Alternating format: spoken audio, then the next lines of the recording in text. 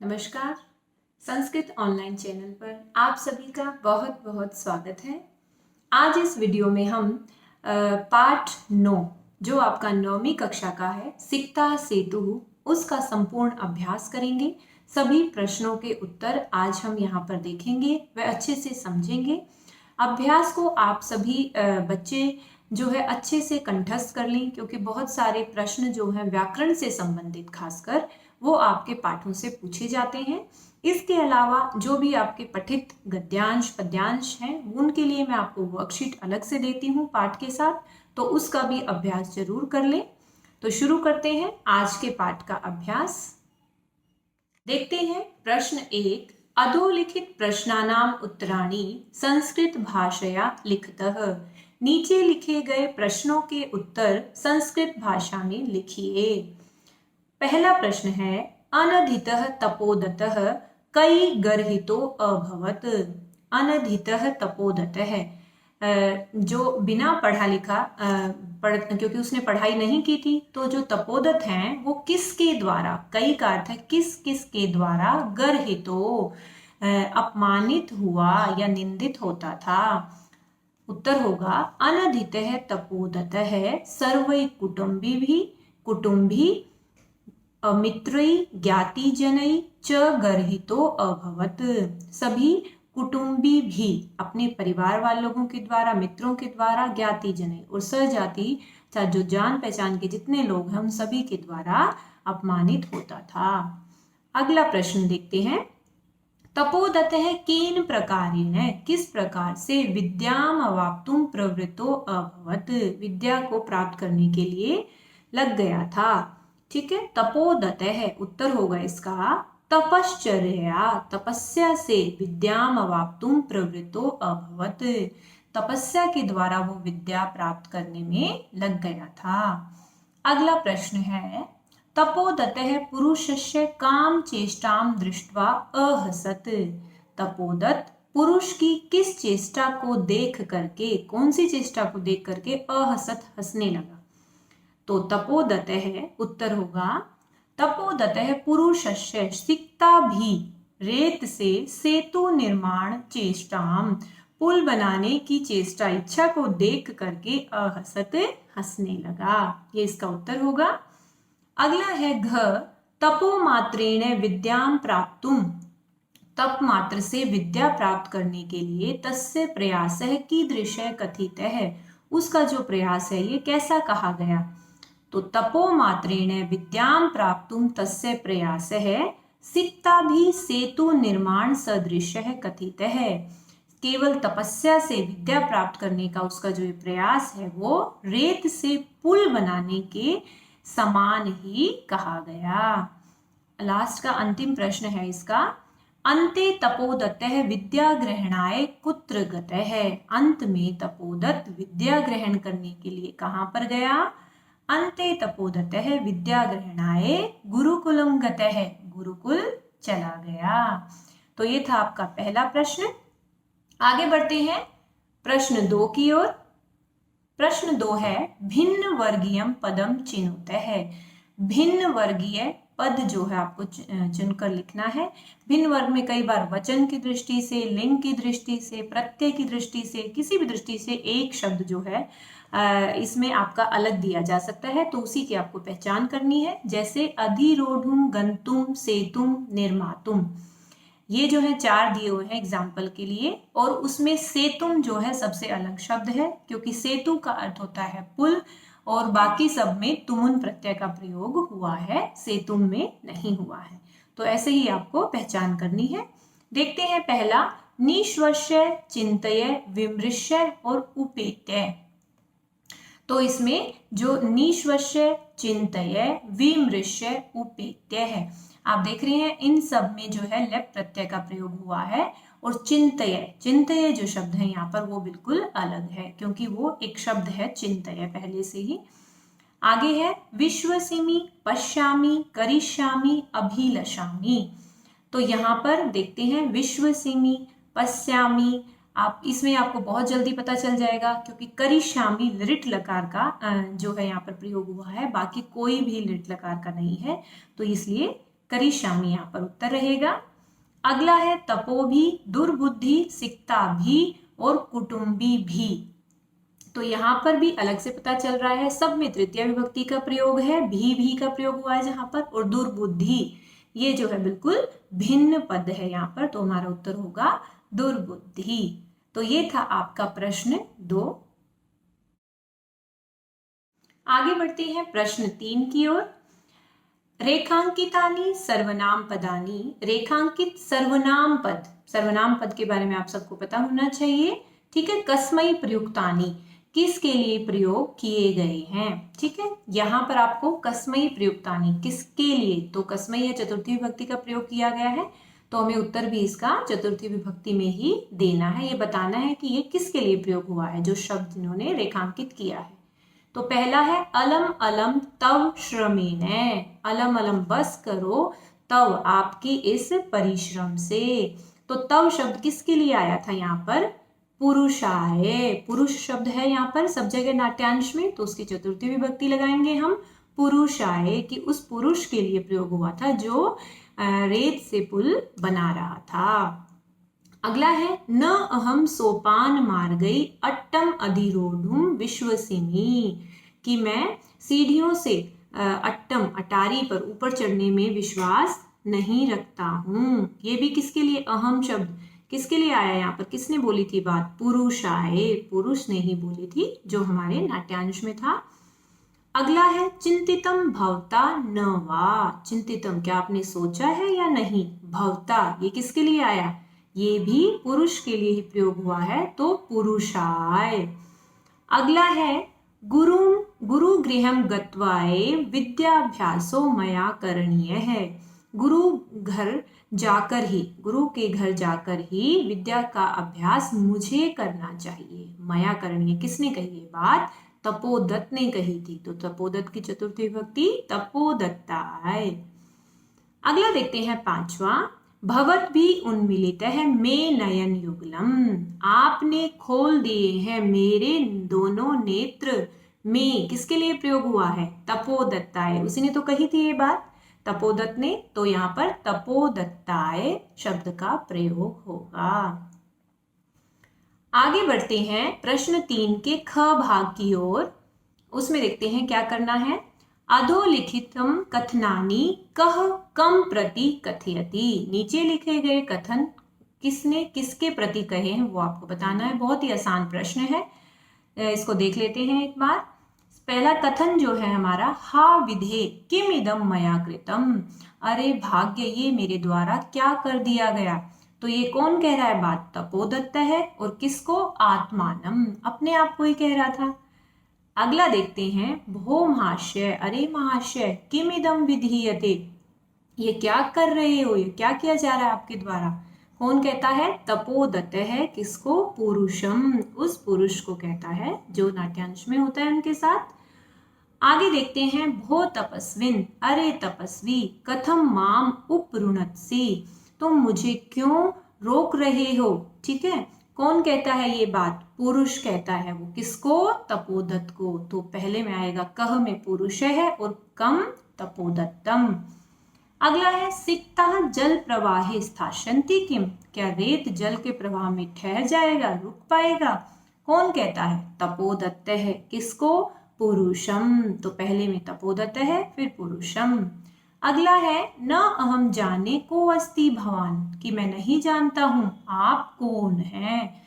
तो कौन कहता है ये बात, तपोदत्त अंत में कहता है ना, और किसको, पुरुषम, उस पुरुष को जो देवराज इंद्र के वेश में वहां पर होते हैं। तो ये था आपका प्रश्न 3, जिसके क और ख 2 भाग थे, दोनों के प्रश्न उत्तर हमने कर लिए। आगे बढ़ते हैं प्रश्न 4 की ओर। स्थूल पदानी अधिकृत्य प्रश्न निर्माणम कुरुतः, स्थूल पदों को आधार लेकर के प्रश्न निर्माण आपको करना है।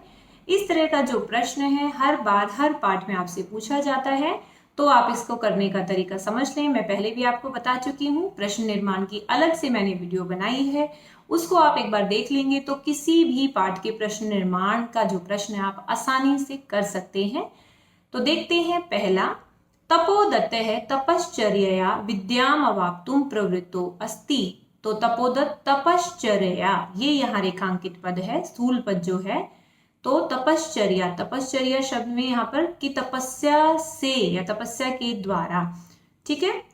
स्त्रीलिंग शब्द है तो तृतीय विभक्ति लगी है, तो किम शब्द भी स्त्रीलिंग और तृतीय विभक्ति क्या होगा, कया, तो इसका उत्तर रहेगा कया। आगे है तपोदत्तः कुटुम्बीभिः मित्रैः गर्हितः अभवत्। तपोदत्त है, तपोदत्त, अब तपोदत्त शब्द में यहाँ पर क्या है, प्रथमा विभक्ति है, ठीक है, एक वचन है, तो किम शब्द भी और पुल्लिंग भी है क्योंकि तपोदत्त, तो पुल्लिंग एक वचन, ये देख लेंगे हम, प्रथमा विभक्ति किम शब्द का कह, तो उसकी जगह उत्तर रहेगा कह। आगे बढ़ते हैं, पुरुषः नद्यां सिक्ताभिः सेतुं निर्मातुं प्रयतते।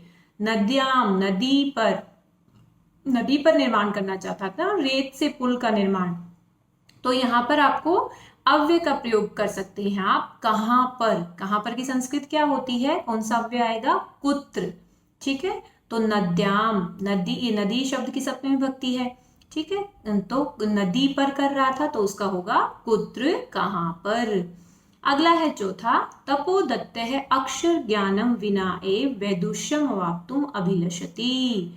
अक्षर ज्ञानम विना एव, अक्षर ज्ञान के बिना ही, द्वितीय विभक्ति है यहाँ पर, तो हम भी किम शब्द की द्वितीय विभक्ति लगा देंगे, अक्षर ज्ञानम की जगह किम जो है हमारा उत्तर रहेगा। आगे बढ़ते हैं, पांचवा, तपोदत्त है विद्या अध्ययनाय गुरुकुलम अगच्छत। विद्या अध्ययनाय, विद्या अध्ययन शब्द की चतुर्थी लगी है इसमें, तो विद्या अध्ययन के लिए, तो किसके लिए, प्रश्न बनाते हैं पहले हम अपने आप से कि क्या प्रश्न बनेगा, फिर हम उसकी संस्कृत लगाते हैं, तो किमर्थम, ठीक है, किमर्थम का अर्थ होता है किस लिए, इसका यहाँ पर प्रयोग होगा। तो हमेशा आप जब भी प्रश्न निर्माण करें पहले उसका अर्थ एक बार जरूर समझ लें, उसके बाद ही उसका सही उत्तर लगाएं।